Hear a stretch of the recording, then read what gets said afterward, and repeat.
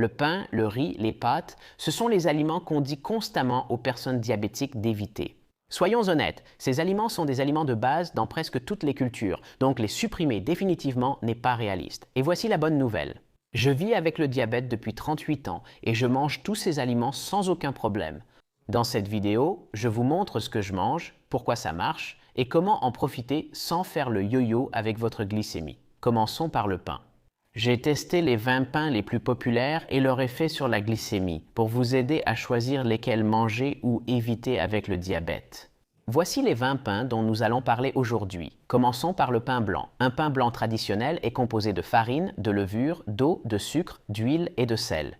Ces ingrédients ne semblent pas très sains, n'est-ce pas? Quand on regarde l'étiquette, on voit que ce pain blanc contient 49 g de glucides et 2 g de fibres pour 100 g. C'est un ratio glucides-fibres de 21. En plus, il contient 5 g de sucre et c'est pourquoi j'évite automatiquement tout type de pain blanc. Je n'en mange tout simplement pas. Ensuite, il y a le pain brun. La plupart des gens pensent que le pain brun est plus sain et donc meilleur pour les diabétiques que le pain blanc. Mais cela dépend vraiment de la façon dont votre pain brun est fabriqué et des ingrédients exacts qu'il contient. Si la couleur brune vient seulement de la mélasse et que le pain est riche en sucre, il peut être aussi mauvais, voire pire, qu'un pain blanc. Si le pain brun contient assez de farine de grains entiers, il convient mieux aux diabétiques que le pain blanc. Il faut donc vérifier l'étiquette. Nous voyons que ce pain brun en particulier contient 46 g de glucides, 4 g de fibres et 3 g de sucre pour 100 g. C'est mieux que le pain blanc traditionnel que nous avons vu précédemment. Mais le ratio glucides-fibres est de 11, ce qui reste beaucoup trop élevé. Pour moi, cela ferait grimper ma glycémie beaucoup trop rapidement. Avant de présenter de meilleurs pains, voici une astuce pour rendre tout pain meilleur pour la glycémie. Congelez-le tranché, puis faites-le griller juste avant de le manger. Cette étape réduit l'indice glycémique du pain en formant de l'amidon résistant, ce qui limite la hausse rapide de la glycémie. Plusieurs études ont confirmé que congeler et griller le pain peut réduire le pic de glycémie de près de 40%. C'est très important et c'est une grande raison pour moi de toujours congeler mon pain. Ensuite, il y a le pain complet. Le pain complet est généralement une meilleure option pour les diabétiques que le pain blanc classique. C'est parce que le pain complet est fait à partir de grains de blé entiers, qui n'ont pas été privés de leurs fibres, et c'est très bien. Mais encore une fois, ce n'est pas si simple. Les entreprises alimentaires savent comment vous tromper. Elles fabriquent souvent du pain complet et y ajoutent beaucoup de sucre pour le rendre plus savoureux. Nous évitons le sucre ajouté, donc il faut vérifier l'étiquette. Ce pain complet contient 44 g de glucides et 6 g de fibres. Cela fait un ratio glucides-fibres de 7, ce qui me conviendrait s'il n'y avait pas d'autre choix. Mais il y a un problème avec ce pain, c'est le sucre ajouté. 5 g de sucre pour 100 g, même si ce pain est probablement meilleur que les deux précédents que nous avons regardés. Cela ferait quand même grimper ma glycémie assez rapidement à cause du sucre ajouté, donc évitez celui-ci. Trouvez un meilleur pain complet. Ensuite, nous avons le pain multicéréales. Le pain multicéréales est un type de pain préparé avec 2 ou plusieurs types de céréales. Cela peut inclure l'orge, le lin, le millet, l'avoine, le blé complet, la farine et d'autres encore. Le fait que le pain soit multicéréales ne nous dit pas grand-chose, à moins de savoir quel type de céréales ont été utilisés. Ce que nous recherchons ici, ce sont des types de céréales qui n'ont pas été raffinés et qui sont riches en fibres. Selon moi, les pains multicéréales sont généralement préférables aux pains blancs ou bruns traditionnels. Mais bien souvent, le mot multicéréales n'est qu'une autre astuce marketing de la grande industrie alimentaire. Le mot multicéréales fait croire à notre cerveau que cela doit être quelque chose de sain. Mais cela ne dit rien sur le degré de transformation de ces céréales. Multicéréales ne veut pas dire céréales complètes, et c'est une grande différence. Quand on regarde les étiquettes, on voit que la plupart des pains multicéréales ne sont pas si bons que ça. Celui-ci, par exemple, contient 48 g de glucides et 5 g de fibres, ce qui donne un ratio glucides-fibres de 9, et c'est trop élevé pour moi. Ça nous montre que ces céréales ont clairement été transformées dans une certaine mesure. Mais la bonne nouvelle, c'est que ce pain ne contient pas beaucoup de sucre, seulement 1,5 g pour 100 g, ce n'est pas trop mal. Mais malgré tout, ce pain en particulier va probablement faire grimper ma glycémie. Très similaire au pain complet vu précédemment et à l'exemple précédent. J'éviterai donc ce pain. Ensuite, il y a du pain aux céréales complètes, semblable au pain complet. Le pain aux céréales complètes est composé de grains restés intacts. Cela peut inclure l'orge, le riz brun, l'avoine et d'autres, pas seulement le blé. Toutes ces céréales sont riches en fibres, vitamines et minéraux. Le pain aux céréales complètes est souvent l'une des meilleures options pour la glycémie en magasin. Ce que vous voyez à l'écran est un pain que j'achète parfois ici en Suisse. C'est un pain bio aux céréales complètes. Celui-ci, en particulier, contient 40 grammes de glucides et 10 grammes de fibres. Cela fait un ratio glucides-fibres de 4, c'est parfait. Enfin, on a quelque chose en dessous de 5. Celui-ci n'a aussi que 1,5 g de sucre, donc toutes les valeurs ici sont correctes. Et d'après mon expérience personnelle, ce pain fait monter la glycémie très doucement et très lentement comparé à tous les autres pains dont nous avons parlé auparavant. Donc j'approuve celui-ci, mais faites attention, il y a des milliers de marques qui vendent du pain en magasin ou sur Internet. Vous pouvez trouver un pain aux céréales complètes identique à celui de l'exemple précédent, c'est parfait. Et vous pouvez aussi trouver un pain aux céréales complètes d'une autre marque avec plein de sucre ajouté, ce qui fera grimper votre glycémie beaucoup plus. C'est pourquoi je regarde toujours l'étiquette au dos avec les vraies valeurs nutritionnelles. Les 5 prochains types de pain sur ma liste sont la baguette, la brioche ou le croissant, la ciabatta, la focaccia et le pain de maïs. Nous pouvons mettre tous ces types de pain dans un seul panier et je vais vite en avoir fini avec ce panier parce que ce panier, vous ne devriez pas y toucher. Ces pains sont pires que le pain blanc, sans fibres, riches en sucres ajoutés, ils font fortement monter la glycémie. Ce n'est pas de la nourriture, mais de la cochonnerie. Le numéro 10 sur ma liste est le pain au levain, qui devient particulièrement intéressant pour les diabétiques. Parce que le pain au levain est fabriqué grâce à un processus de fermentation lente, ce qui peut faire en sorte que ce type de pain fasse augmenter la glycémie plus lentement que les autres pains. C'est pourquoi le pain au levain peut être une excellente option pour les diabétiques. S'il est bien fait, le processus de fermentation entraîne la formation d'acide acétique, qui est le même ingrédient que l'on trouve dans le vinaigre de cidre de pomme. Et si vous avez regardé mes vidéos précédentes, vous savez peut-être que l'acide acétique a un effet bénéfique sur le taux de glucose dans le sang. Plus précisément, il réduit les pics de glycémie après les repas contenant des glucides. Maintenant, tous les pains au levain ne se valent pas, donc encore une fois, il faut regarder l'étiquette. Ce pain au levain en particulier contient 51 g de glucides et seulement 2 g de fibres. Cela fait un ratio glucides-fibres de 23 alors que notre objectif est de 5. Ce pain au levain est-il meilleur pour la glycémie? Il sera sans doute préférable au pain blanc si leurs valeurs nutritionnelles sont similaires. Mais avec ce pain au levain, la fermentation et l'acide acétique ne nous sauveront pas. Il n'y a tout simplement pas assez de fibres dans ce pain, donc il fera grimper notre glycémie très rapidement. Évitons ce pain au levain. Cherchons-en un plus riche en fibres et moins sucré. Je veux maintenant vous présenter le pain Pumpernickel. Il est fait de farine de seigle, de levure et utilise le levain comme ingrédient principal. Le pain Pumpernickel contient 5 fois plus de fibres qu'un pain classique, ce qui est excellent et exactement ce que nous recherchons. Et comme il contient du levain, le Pumpernickel contient aussi de l'acide acétique qui réduit encore les pics de glycémie après sa consommation. Tout cela semble incroyable, alors voyons un exemple concret. Regardons l'étiquette et mon expérience personnelle avec le Pumpernickel. Celui-ci contient 47 g de glucides et 7 g de fibres, soit un ratio glucides-fibres de 7 un peu plus élevé que ce que je souhaiterais. Mais dans ce cas, ça m'irait en fait, parce que ce pain ne contient que 0,5 g de sucre. Et j'ai en fait eu une très bonne expérience avec le pain Pumpernickel quand je vivais aux États-Unis. Ça fonctionnait très bien et ma glycémie n'augmentait pas beaucoup après en avoir mangé. La vérité, c'est que ce pain a un goût très particulier et prononcé, donc certaines personnes pourraient ne pas l'aimer, mais moi personnellement j'aime bien. Si vous n'avez pas encore essayé le pain Pumpernickel, essayez-le, je le recommande. Passons maintenant au pain Ézéchiel. C'est un type de pain complet qui tire son nom d'une ancienne recette trouvée dans la Bible. Il est fabriqué à partir de grains entiers germés comme le blé, le millet, l'orge et l'épeautre, ainsi que de légumineuses comme les haricots, le soja ou les lentilles. Ce sont tous d'excellents ingrédients et en plus, il ne contient aucune farine raffinée ni sucre. Regardez-moi ça. Ce pain Ézéchiel en particulier contient 44 g de glucides, 8 g de fibres. C'est un ratio glucides-fibres de 4,5 et il ne contient littéralement aucun sucre. C'est le pain parfait.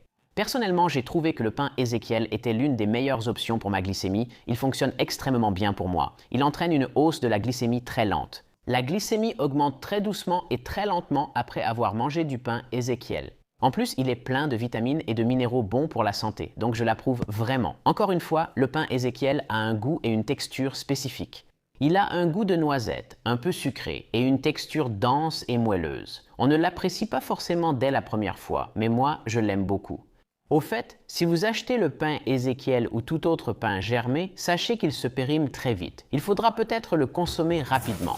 Conservez-le au réfrigérateur ou au congélateur si vous voulez le conserver plus de quelques jours. En fait, si votre pain ne se conserve pas longtemps à température ambiante, c'est généralement bon signe. Vient ensuite le pain de seigle.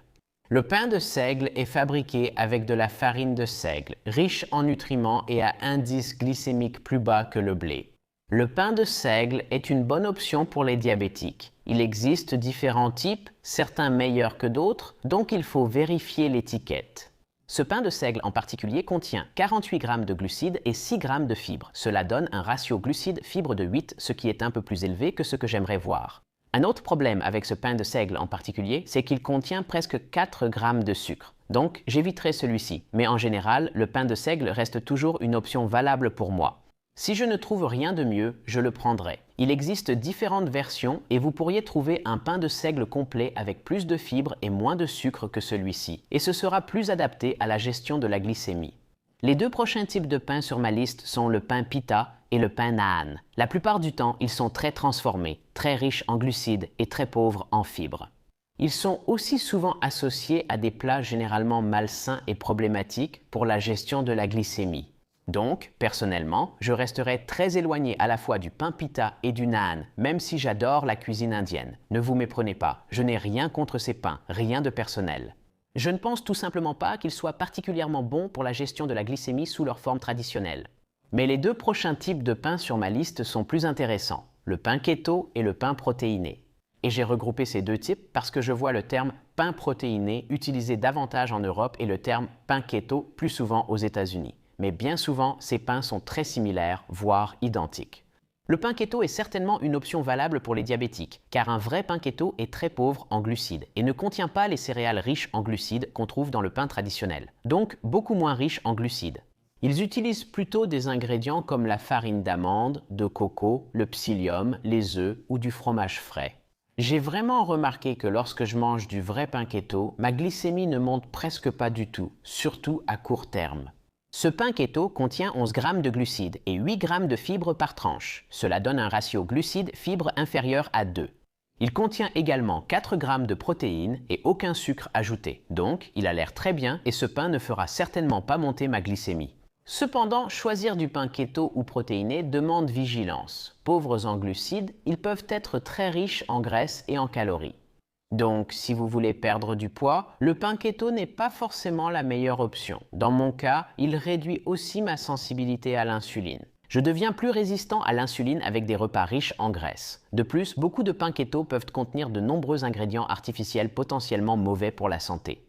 Encore une fois, vérifiez toujours la liste des ingrédients et l'étiquette. Il me reste deux types de pain, ceux aux graines de lin et de chia. Ce sont deux très bonnes options pour les diabétiques, car les graines de lin et de chia sont toutes deux une excellente source de fibres, tout en étant très faibles en calories. Ces pains contiennent souvent d'autres ingrédients que les graines de chia et de lin, il faut donc vérifier lesquels. Ce pain biologique particulier aux graines de lin et de chia contient 30 g de glucides et 11 g de fibres, ce qui donne un ratio glucides-fibres inférieur à 3, ce qui est excellent. D'un autre côté, il contient presque 3 g de sucre. Cependant, j'approuve quand même ce pain en particulier parce que je trouve que ses valeurs sont assez équilibrées et d'après mon expérience, la hausse de la glycémie avec ce type de pain n'est pas si importante. Encore une fois, il faut faire attention et se méfier des astuces marketing. Parce qu'il existe des pains au chia et au lin qui sont en fait composés à 100% de farine blanche raffinée, avec juste quelques graines de chia ou de lin jetées sur le dessus du pain. Cela n'a rien à voir avec ce que nous voyons ici. Les valeurs seraient très différentes et ce pain est simplement du pain blanc, donc faites attention. Nous devons vraiment toujours chercher un pain à faible index glycémique, avec un ratio glucides-fibres ne dépassant pas 8, mais idéalement 5, et avec le moins de sucre possible. Et n'oubliez pas de toujours congeler votre pain. Quel est le meilleur riz pour les personnes vivant avec le diabète ? Je voulais le découvrir moi-même, alors j'ai acheté 20 riz différents et, ces 20 derniers jours, j'ai mangé chacun. Durant cette expérience, je portais un capteur de glucose en continu. J'ai ainsi pu observer précisément l'augmentation de ma glycémie après chaque type de riz. Dans cette vidéo, je dévoile le riz qui fait le moins monter la glycémie ici dans ce bol. Je vais aussi partager des alternatives savoureuses au riz et vous montrer comment le préparer pour qu'il fasse moins monter la glycémie. Voici ce que nous allons faire. Je vais trier tous les riz que j'ai testés dans 3 bols. Bol rouge avec les riz qui provoquent une forte hausse de la glycémie. Bol jaune avec les riz qui provoquent une hausse modérée de la glycémie. Et bol vert avec les riz qui font peu monter la glycémie, provoquant seulement une légère hausse ou aucune hausse de la glycémie.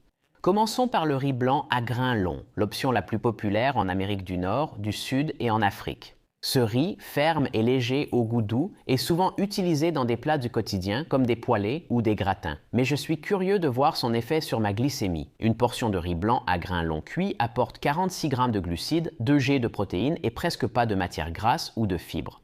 Plus vous consommez de glucides consommés seuls, plus votre glycémie augmente, comme cela m'est arrivé.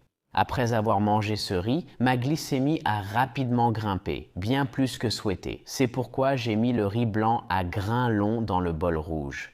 Ce n'est pas la meilleure option pour les personnes diabétiques. Je ne dis pas que vous ne pouvez jamais manger de riz blanc, mais ce que je veux dire, c'est envisagez de prendre des portions plus petites chaque fois que vous mangez quelque chose dans le bol rouge et pensez à utiliser certaines des astuces pour éviter les pics de glycémie dont je vais parler dans un instant. Ensuite, il y a le riz complet, également appelé riz brun. Ce riz est ferme et plus ferme sous la dent que le riz blanc. Il a une saveur de noisette et est souvent utilisé dans des repas axés sur la santé.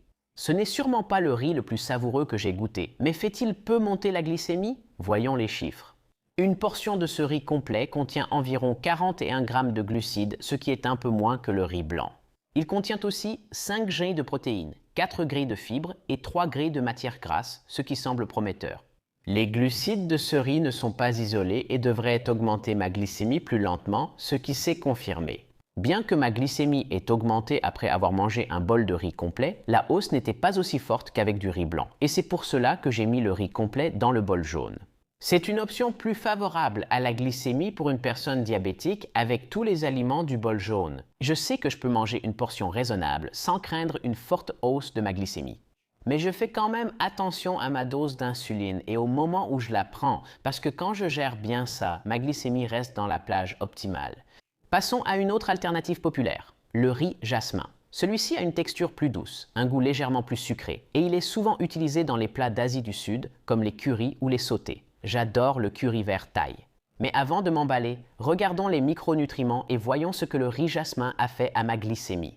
Une portion de ce riz apporte 46 g de glucides, 3 g de protéines et presque pas de lipides ni de fibres. Ce sont donc surtout des glucides nus. Je n'ai donc pas été surpris que le riz jasmin fasse rapidement monter ma glycémie, bien plus que je ne l'aurais voulu. C'est pourquoi je l'ai mis dans le bol rouge avec le riz blanc long grain. Ce n'est pas idéal pour les personnes diabétiques. Certains affirment que rincer le riz enlève l'amidon et le rend meilleur pour la glycémie. J'ai essayé de faire ça avant et après la cuisson, mais je n'ai pratiquement vu aucun impact sur ma glycémie. Rincer le riz ne fait vraiment aucune différence pour moi, mais il y a autre chose qui fonctionne, et je vais en parler dans un instant. L'un de mes préférés est le riz sauvage. Le plus amusant, c'est qu'il n'est techniquement pas un riz, mais des graines de graminées aquatiques, quoi que cela signifie. Mais ce riz est considéré comme une céréale complète et il a une saveur de noisette, une texture ferme et une grande valeur nutritionnelle. Alors voyons si ce riz a été bon pour ma glycémie. Une portion de riz sauvage contient 42 g de glucides, 6 g de protéines et 4 g de fibres. C'est bien car fibres, protéines et graisses ralentissent l'absorption des glucides et évitent une hausse de la glycémie. C'est bien ce qui s'est produit. Ma glycémie a bien augmenté après avoir mangé un bol de ce riz, mais beaucoup moins qu'après avoir mangé du riz blanc. Et c'est pourquoi j'ai mis le riz sauvage dans le bol jaune, à côté du riz complet. Ce sont deux bonnes options pour quelqu'un qui vit avec le diabète. Mais faites attention, tous les riz sauvages ne se valent pas. Certaines marques essaient de vous vendre comme riz sauvage des produits qui ne sont pas vraiment si bons pour la santé. Je choisis donc moi-même mon riz en magasin. Je choisis toujours ceux qui ont la teneur la plus élevée possible en fibres et en protéines, car ils ont tendance à être plus favorables à la glycémie. Maintenant, si vous commencez à être un peu nerveux parce qu'on n'a toujours rien dans le bol vert, ne vous inquiétez pas. J'ai quelques options qui arrivent un peu plus tard dans cette vidéo et qui y trouveront certainement leur place. Mais la prochaine option populaire dont je veux parler, c'est le riz basmati. Celui-ci est léger et moelleux et il sent un peu le pop-corn. Il est souvent utilisé au Moyen-Orient et dans les plats indiens comme les biryanis ou les currys. Une portion de riz basmati cuit apporte environ 46 g de glucides, 3 g de protéines et presque pas de graisse ni de fibres. On remarque donc une tendance. Toutes les alternatives au riz blanc sont riches en glucides raffinés, car elles sont souvent très transformées et privées des bons éléments. Après avoir mangé un bol de riz basmati, ma glycémie a grimpé tout autant et tout aussi rapidement qu'après avoir mangé du riz jasmin. Ce n'est pas surprenant, le riz basmati n'est pas une alternative adaptée au diabète et c'est pourquoi il va directement dans le bol rouge. J'en mange de temps en temps, mais j'essaie simplement de ne pas en abuser. Mais laissez-moi vous révéler mon petit secret pour rendre n'importe quel riz plus favorable à la glycémie. J'ai constaté que si je mets du riz cuit au réfrigérateur pendant quelques heures, puis que je le réchauffe avant de le manger, ma glycémie augmente plus lentement. Cela améliore nettement mon taux de sucre après les repas. J'ai fait pas mal de recherches à ce sujet et j'ai trouvé quelques études qui confirment que cette méthode réduit l'indice glycémique du riz chez les personnes atteintes de diabète de type 1 et de type 2. Si vous voulez, essayez cette astuce lors de votre prochain repas de riz et dites-moi si cela a marché. Passons maintenant au riz noir, un type de riz spécial que vous ne connaissez peut-être pas. Ce riz a aussi une saveur de noisette, un peu terreuse. Il est collant et plus dense que le riz blanc, mais moi, je l'aime bien. Une portion de riz noir cuit offre 42 grains de glucides, 3 grès de fibres et est riche en protéines et en lipides. En fait, les micronutriments semblent vraiment prometteurs, surtout parce que les graisses présentes dans ce riz sont des graisses saines, insaturées. Mais voyons ce que le riz noir a fait à ma glycémie, quand j'ai mangé un bol de riz noir. J'ai pu observer une augmentation modérée mais progressive de ma glycémie. Mon taux de sucre dans le sang est monté un peu plus haut que ce que j'aurais aimé voir, mais rien de dramatique. Le riz noir est clairement une meilleure option que le riz blanc pour moi, et il ira dans le bol jaune, à côté du riz sauvage. Ensuite, je veux évoquer un substitut de riz que j'apprécie beaucoup, le riz de chou-fleur, l'un de mes aliments préférés. Le principal avantage du chou-fleur, c'est que ce n'est pas du riz, c'est un légume, donc il est faible en calories. Il contient de la vitamine C et K, et c'est une bonne source d'antioxydants. En réalité, il suffit de râper le chou-fleur en petits morceaux pour obtenir du riz, puis d'ajouter une cuillère à soupe d'huile d'olive dans une grande poêle. Faites sauter le chou-fleur à feu moyen pendant environ 6 à 8 minutes pour éliminer la majeure partie de l'humidité et ajouter une pincée de sel. Le résultat final ressemble vraiment à du riz et a le même goût. Une portion de riz de chou-fleur contient seulement 5 g de glucides, 2 g de protéines et 2 g de fibres. La quantité de matière grasse dépendra de la quantité d'huile d'olive que vous aurez utilisée. Après avoir mangé un bol de ce riz, ma glycémie est restée stable dans la plage optimale. Je place donc le riz de chou-fleur dans le bol vert. Sans aucun doute, je mange simplement autant de riz de chou-fleur que je veux et je ne m'inquiète plus pour ma glycémie maintenant, franchement. Je sais que l'idée de manger du riz de chou-fleur ne t'emballe pas. Tu préfères sûrement le vrai riz, non? Et c'est normal. Parce qu'il existe une façon super simple de manger du riz blanc classique tout en rendant le repas bien meilleur pour la glycémie. Voici comment faire. Divise ton assiette en 3 parties. Un tiers sera pour le riz, le deuxième tiers pour des légumes non féculents comme du chou-fleur, du brocoli ou des épinards. Cela ajoutera beaucoup de fibres et ralentira la montée de la glycémie. Et le dernier tiers sera pour tes protéines maigres. Pour équilibrer la glycémie après le repas, choisis du poulet au curry, de l'avocat ou un aliment que tu aimes, tu vois. Tous ces autres éléments dans ton assiette vont énormément t'aider à garder ta glycémie après le repas sous contrôle. N'ajoute juste pas de poulet au beurre, d'accord? Ensuite, il y a le riz à sushi, et celui-ci pourrait être un peu controversé. Le riz à sushi est tendre et collant. Il a une saveur très sucrée et est souvent utilisé dans les rouleaux de sushi et les bols de riz. Quand on regarde les valeurs nutritionnelles, on voit qu'une portion de riz à sushi cuit contient pas moins de 48 g de glucides, 4 g de protéines et aucune graisse ni fibre. Vu ces chiffres, ce riz semble pas très bon pour la glycémie. Donc, je n'ai pas été surpris que ma glycémie ait fortement augmenté après un bol de riz à sushi. C'est le riz qui a eu l'effet le plus marqué parmi tous ceux testés, d'où sa place dans le bol rouge. Ce n'est pas la meilleure option pour les personnes diabétiques. Mais en mangeant des sushis, il y a souvent d'autres ingrédients comme du poisson gras, de l'avocat, du fromage à la crème et tout ce que la graisse des sushis apporte. Ma glycémie augmente plus lentement et reste élevée plus longtemps qu'avec le riz à sushi seul. La différence est claire sur ce graphique. Voilà pourquoi. Si ton corps produit encore un peu d'insuline, ta glycémie peut rester dans la plage optimale, même après avoir mangé une assiette de sushi de taille moyenne. Par contre, si, comme moi, tu vis avec un diabète de type 1, tu pourrais devoir ajuster ta dose d'insuline avant le repas. J'augmente légèrement la dose et l'étale sur une période plus longue pour une absorption plus lente des glucides.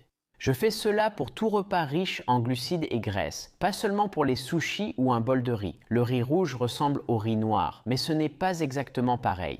Il a un goût de noisette avec des notes terreuses, mais il est plus ferme et moins collant que le riz noir. La portion standard de riz rouge cuit contient 47 g de glucides, 4 g de protéines, 3 g de lipides et 2 g de fibres. Les macronutriments semblent corrects, mais le riz rouge a fait fortement grimper ma glycémie après une portion standard. Pas autant qu'avec le riz blanc, mais un peu plus qu'avec le riz noir ou le riz complet. Maintenant, j'ai décidé de mettre le riz rouge dans le bol jaune.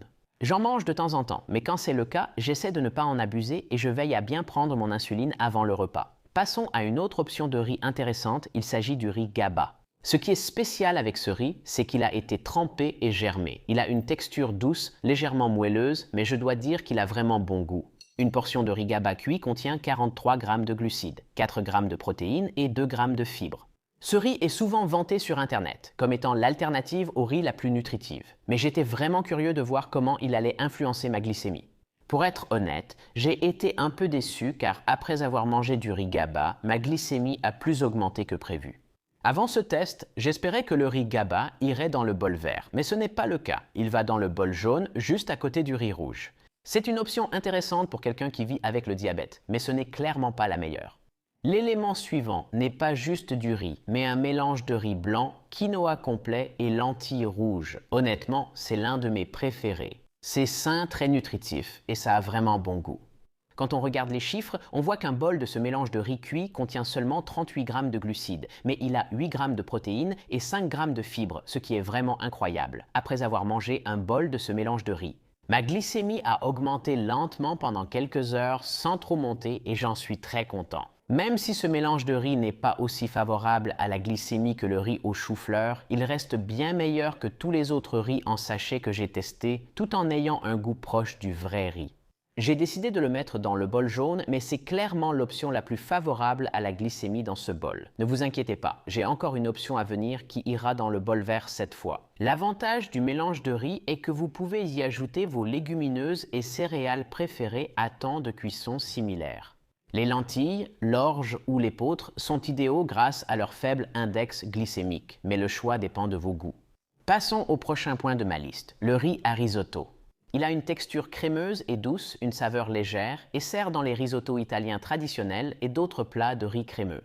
Quand on regarde les macronutriments, on voit qu'un bol de riz à risotto cuit contient 47 g de glucides, 4 g de protéines et 1 g de fibres. Les chiffres ne semblent pas favorables à la glycémie. Voyons donc ce qui s'est passé après avoir mangé un bol de ce riz. Ma glycémie est montée rapidement en une demi-heure et a atteint un niveau bien plus élevé que souhaité.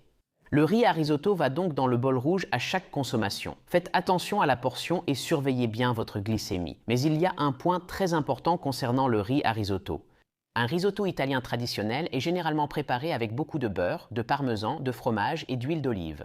C'est ce qui le rend crémeux, mais cela ajoute aussi beaucoup de matière grasse. Comme pour les sushis, cette graisse fait que ma glycémie monte plus lentement et reste élevée plus longtemps qu'avec le riz seul. Alors, gardez cela à l'esprit la prochaine fois que vous vous apprêtez à manger une assiette de risotto. Mais passons maintenant à mon riz numéro 1.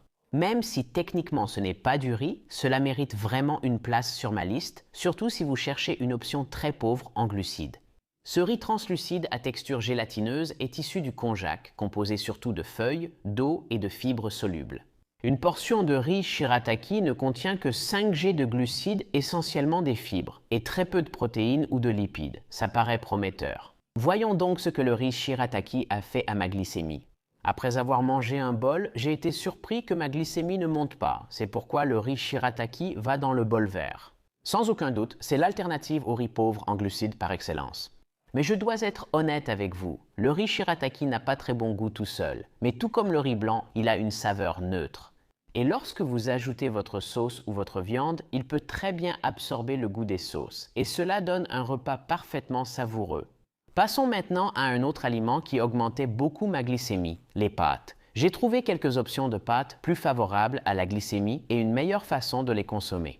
Parlons-en les pâtes, c'est un repas tellement polyvalent, facile à préparer et réconfortant que tout le monde adore. Malheureusement, de nombreux plats de pâtes feront grimper votre glycémie trop haut et la maintiendront élevée pendant longtemps.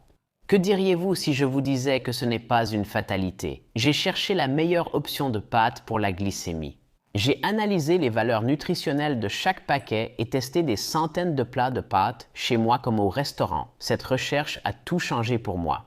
C'est pourquoi, dans cette vidéo, je veux évaluer 10 types de pâtes différents en fonction de leur goût et de leur impact sur ma glycémie, pour vous aider à décider laquelle est la meilleure pour vous. En bonus, à la fin de cette vidéo, je vous apprendrai 7 astuces pour garder votre glycémie sous contrôle. Peu importe le type de pâte, commençons par les plus populaires. Je parie que vous avez un paquet de spaghetti Barilla dans votre placard. C'est une pâte italienne classique faite à partir de semoule, c'est-à-dire de farine de blé dur et d'eau. Maintenant, la semoule n'est pas le pire type de farine qui existe. C'est certainement meilleur que la farine blanche classique dont est fait le pain blanc. Mais une petite portion de ces pâtes Barilla contient environ 40 g de glucides, seulement 7 g de protéines et moins de 2 g de fibres, ce qui en fait un aliment riche en amidon qui se décompose rapidement en glucose. Et pour ceux d'entre nous qui gèrent le diabète, c'est un défi. Pour tester, j'ai essayé une petite portion de spaghetti Barilla avec une simple sauce tomate. Même si j'ai pris mon insuline avec, ma glycémie a grimpé à environ 200 mg par décilitre. Donc, même si ces pâtes méritent 9 sur 10 pour leur goût, je ne leur donne que 2 sur 10 à cause de leur effet négatif sur la glycémie. Cela fait 11 points pour ces spaghettis Barilla classiques. Je tiens maintenant à clarifier une chose. Peu importe si vous prenez des spaghettis, des linguines, des penne ou des fusilli, les différentes formes de pâtes n'affectent pas la glycémie de manière différente. Ce qui compte, ce sont les ingrédients et les valeurs nutritionnelles. Alors, regardons maintenant ces linguines aux œufs.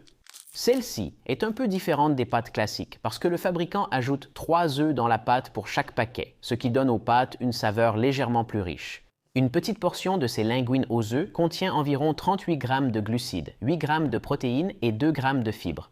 Donc, un peu moins de glucides et un peu plus de protéines que les pâtes classiques. L'œuf ajouté peut sembler prometteur, mais quand j'ai essayé une petite portion, ma glycémie est montée à près de 190. Ce n'est pas aussi haut que les spaghettis classiques, mais bien plus que je ne le souhaiterais.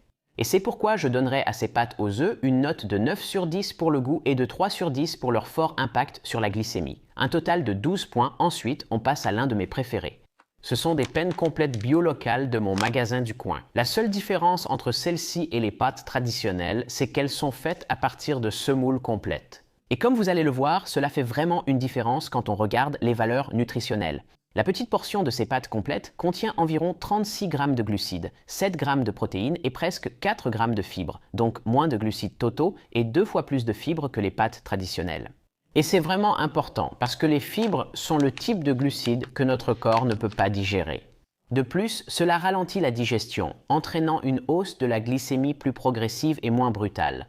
En testant une petite portion avec une sauce tomate, ma glycémie est montée à 160, ce n'est pas parfait, mais c'est plutôt bien. La version complète a une saveur de noisette et une texture plus ferme que les pâtes classiques, mais cela ne me dérange pas, donc je lui donne 8 sur 10 pour le goût et 6 sur 10 pour son impact sur la glycémie. Un total de 14 points. Nous avons donc un nouveau leader, quelque chose qui a plutôt bon goût et qui ne fait pas trop grimper la glycémie. Maintenant, j'ai ici un autre exemple de pâte complète. Celles-ci sont faites à partir de farine d'épeautre, qui est une ancienne cousine du blé moderne. Les pâtes complètes à l'épeautre offrent de meilleures valeurs nutritionnelles et un profil glycémique plus adapté que celles à base de semoule.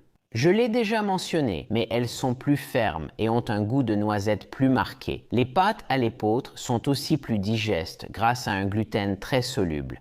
Mais même si c'est une pâte qui fait peu grimper la glycémie et qu'elle obtient une note de 7 sur 10 pour son impact sur la glycémie. Je n'aime pas trop son goût, donc je lui mets 5 sur 10 pour le goût, soit 12 points au total. Vous avez peut-être remarqué quelque chose. Les pâtes complètes saines sont souvent brunes, mais attention, cette couleur ne garantit pas qu'elles aient peu d'effet sur la glycémie. Certaines pâtes bon marché sont aussi brunes, mais elles le sont uniquement à cause de colorants ajoutés et de techniques de transformation spécifiques, et vous devriez vraiment éviter celles-là. Je vérifie toujours les ingrédients et la valeur nutritionnelle, pas seulement la couleur. Je privilégie celles avec moins de glucides, plus de fibres et de protéines pour garantir des pâtes qui font relativement peu grimper la glycémie. Maintenant, à propos des protéines, j'ai quelque chose de très différent pour vous. Ces deux pâtes sont riches en nutriments et protéines et aident à mieux contrôler la glycémie que les pâtes classiques. Ici, ce sont des fusilli faits uniquement de farine de pois chiches. C'est pourquoi elle contient plus de protéines et de fibres, ralentissant la digestion et assurant une énergie plus stable. Une petite portion de ces pâtes aux pois chiches contient seulement environ 29 g de glucides, 12 g de protéines et 5 g de fibres. Leur profil nutritionnel attire particulièrement les personnes diabétiques car elles n'augmentent pas beaucoup la glycémie. Après avoir mangé ces pâtes aux pois chiches avec une simple sauce tomate, ma glycémie était nettement plus stable et elle est restée en dessous de 140 tout le temps. Ces pâtes ont un goût de pois chiches et une texture plus ferme que les classiques. Donc, je ne peux pas lui donner plus de 5 sur 10 pour le goût, mais j'ai mis un solide 8 sur 10 pour son impact positif sur la glycémie, soit un total de 13 points. L'autre paquet que je vous montrais il y a juste une minute est rempli de fusilli aux lentilles rouges, fait uniquement à partir de farine de lentilles rouges, avec 31 g de glucides, 15 g de protéines et 3 g de fibres. Les pâtes aux lentilles rouges sont également très riches en protéines et constituent une option très nutritive. Quand j'ai mangé les pâtes aux lentilles rouges, ma glycémie n'est montée qu'à environ 140 mg par décilitre, ce qui est tout à fait correct pour moi, mais le goût n'est pas incroyable. Donc, même si ces pâtes aux lentilles obtiennent 8 sur 10 pour leur effet positif sur la glycémie, je ne peux leur donner que 4 sur 10 à cause de leur goût prononcé, un total de 12 points. Si, comme moi, vous n'aimez pas le goût des pâtes aux lentilles, essayez une marque de pâtes enrichie. La série Barilla Plus, mélange de semoule et farine de lentilles rouges, a un goût proche des vraies pâtes. Préparez-vous simplement à ce qu'elle fasse grimper votre glycémie plus que des pâtes entièrement à base de légumineuses. Il nous reste encore 4 autres versions de pâtes à examiner, et 2 d'entre elles vont obtenir un 10 sur 10. Alors, ne partez pas. Ensuite, voici un autre excellent choix végétal, riche en bienfaits, les spaghettis aux haricots noirs. Cette pâte, composée uniquement de farine de haricots noirs bio et d'eau, possède un profil nutritionnel impressionnant. Une petite portion ne contient que 19 g de glucides, 11 g de fibres et un incroyable 25 g de protéines. La teneur élevée en fibres et en protéines est vraiment prometteuse, car cela indique que cette pâte sera digérée plus lentement que tout ce dont nous avons parlé jusqu'à présent. Avec ma sauce simple, ma glycémie n'a commencé à augmenter lentement qu'environ 1 heure après le repas. Mais elle n'a jamais dépassé 120 mg par décilitre. C'est excellent. Le seul inconvénient de ces pâtes, c'est qu'elles ont une saveur forte et terreuse qui peut facilement dominer une sauce douce. C'est pourquoi je préfère manger toutes les pâtes à base de haricots avec des sauces plus relevées qui ont un goût riche et robuste.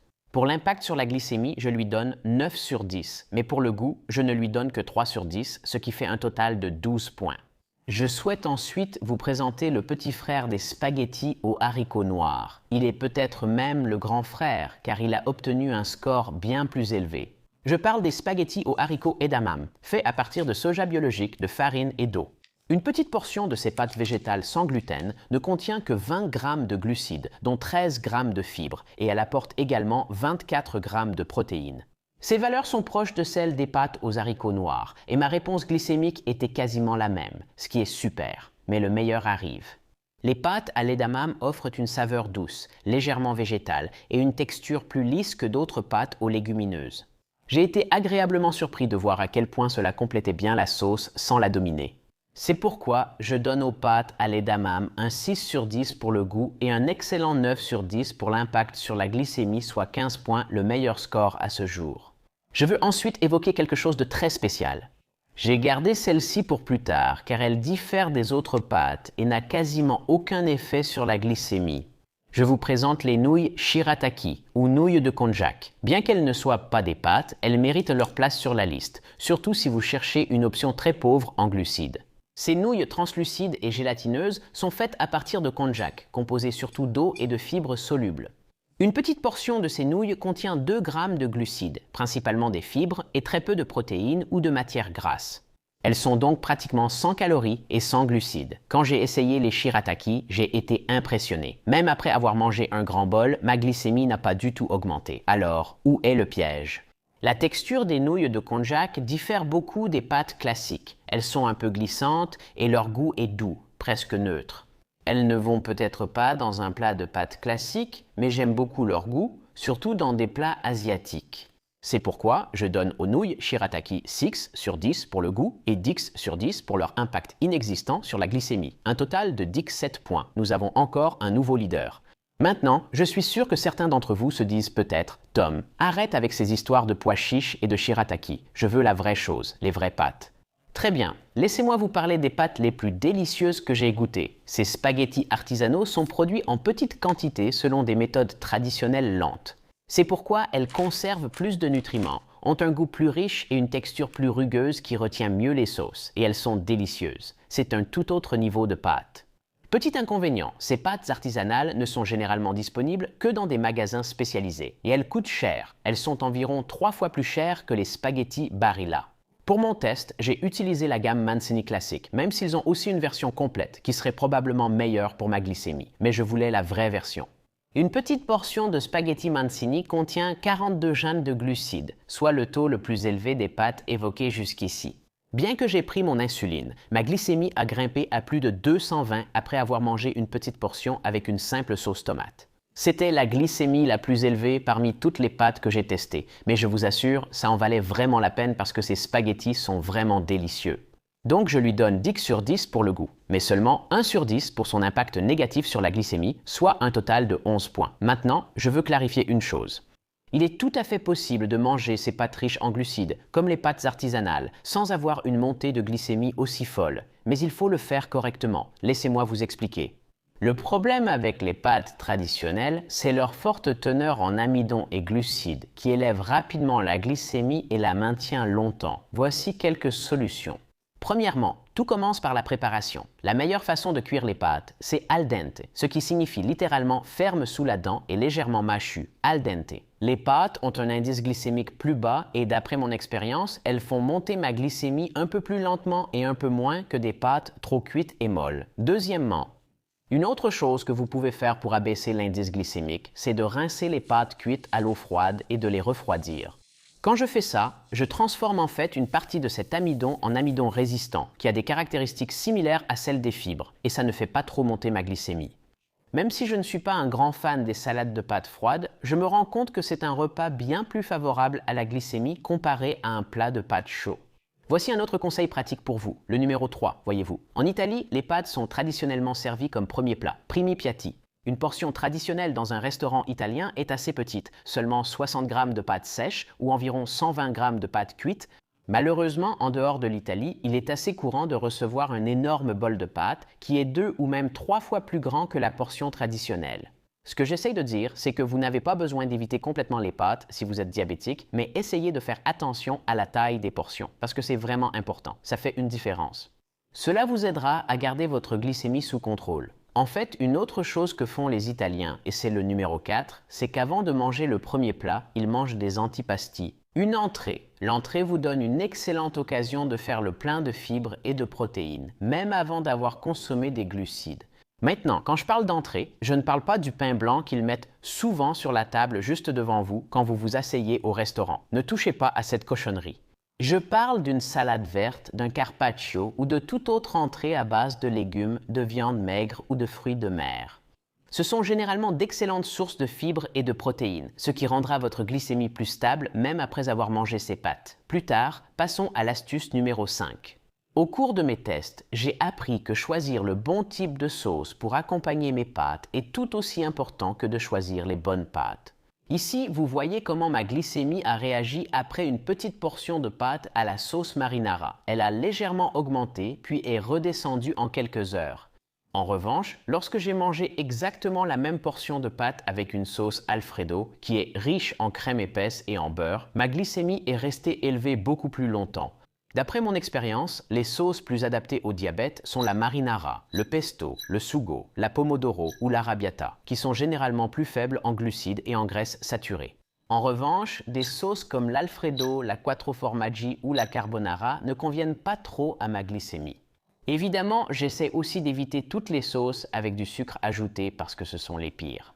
Et voici un autre conseil, le numéro 6. C'est le moyen le plus simple et souvent le plus efficace d'éviter un énorme pic de glycémie après avoir mangé une assiette de pâtes. C'est d'aller marcher et de bouger. Quand vous faites cela, vos muscles vont commencer à absorber le glucose de votre sang et votre glycémie ne montera pas aussi haut. Elle pourrait même diminuer si vous marchez assez longtemps. J'ai aussi un autre conseil, le numéro 7. Cela n'intéressera peut-être que ceux qui, comme moi, s'injectent de l'insuline, mais j'en parle quand même. Pendant mon test, j'ai découvert que chaque type de plat de pâtes demande des doses d'insuline spécifiques, souvent injectées à des moments distincts pour les plats riches en glucides. J'ai besoin de beaucoup d'insuline et je dois l'injecter environ 15 minutes avant de commencer à manger. Plus j'ajoute de fibres et de protéines dans mon assiette, plus la montée de ma glycémie sera progressive. Ainsi, avec ces pâtes qui font moins monter la glycémie, je peux injecter l'insuline et manger immédiatement. Désormais, quand je mange des pâtes avec une sauce crémeuse ou beaucoup de fromage, je peux avoir besoin de plus d'insuline et de fractionner ma dose. Prendre la moitié avant le repas et l'autre moitié environ 1 heure après avoir terminé le repas, voire encore plus tard. Vous voyez, je fais tout cela pour aligner la dose et le moment d'action de l'insuline avec le moment et l'ampleur du pic de glycémie causé par le repas, ce qui n'est pas toujours pareil. Le fait est que, quand on vit avec le diabète, les choix alimentaires comptent beaucoup et la désinformation va bien au-delà du pain, du riz et des pâtes. Les fruits et légumes illustrent bien cela. Tous les fruits n'affectent pas négativement la glycémie et tous les légumes ne sont pas aussi inoffensifs qu'on le croit. C'est pourquoi j'ai testé les 20 fruits et légumes les plus populaires et je montre exactement comment ils influencent ma glycémie dans la vidéo juste ici. Alors cliquez dessus et regardez-la ensuite. On se retrouve là-bas. Ciao!